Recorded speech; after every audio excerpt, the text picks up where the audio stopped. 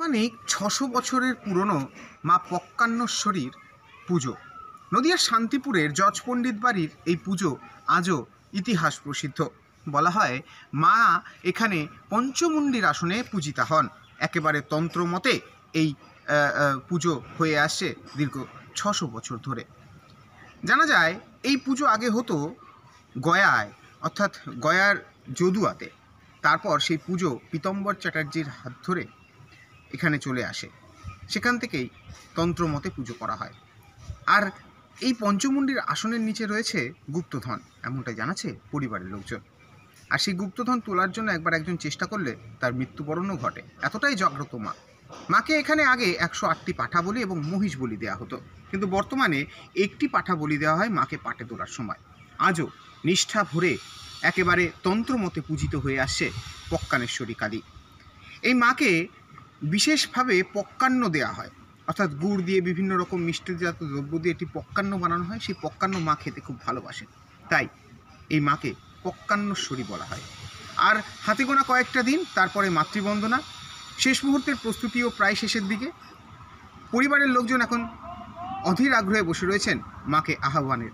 আমাদের এই বাড়ির পুজো, শান্তিপুর জজ পণ্ডিত বাড়ির যে পুজোটা এখন আপনারা দেখছেন, এটা অ্যাকচুয়ালি গয়ার যদুয়াতে আমাদের হতো। স্বর্গীয় পীতাম্বর চট্টোপাধ্যায় আমাদের এই পুজোটা গয়া থেকে এখানে আর কি এনেছেন।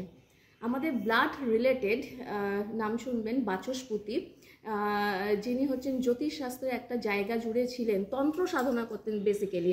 আমাদের বাড়ির পুজো হয় কিন্তু তন্ত্র নিয়ে, তো সেই ধারাবাহিকতা মেনে নিয়ে আমিও জ্যোতিষ চর্চা করি জজ পণ্ডিত হাউসে। এই যে আমাদের এই জায়গাটা দেখছেন, এইটা একটা সময় এখানে এটা হচ্ছে গুপ্তধন আর কি, এখানে আর কি পাওয়া গিয়েছিল, ইভেন আছে, পাওয়া গিয়েছিল না, ইভেন আছে। এটাকে বলা হয় পঞ্চমুণ্ডির আসন। এটা বেসিক্যালি একজন খুঁড়ে দেখতে গিয়েছিল কি আছে, এবং এটাকে মার্বেল দিয়ে বাঁধাতে চেষ্টা করেছিল। যেই মোমেন্টে এটা খোঁড়ার চেষ্টা করেছিল, সেই মোমেন্টে কিন্তু সে ওখানেই কিন্তু মারা যান।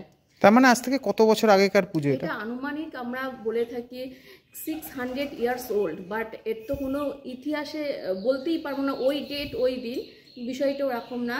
এটা হয়ে আসছে বংশ পরম্পরা ধরে। আগে আমাদের বাড়িতে যেমন মোষ বলি হতো, এখন সেই মোষ বলিটা হয় না, পাঠা বলি হয়।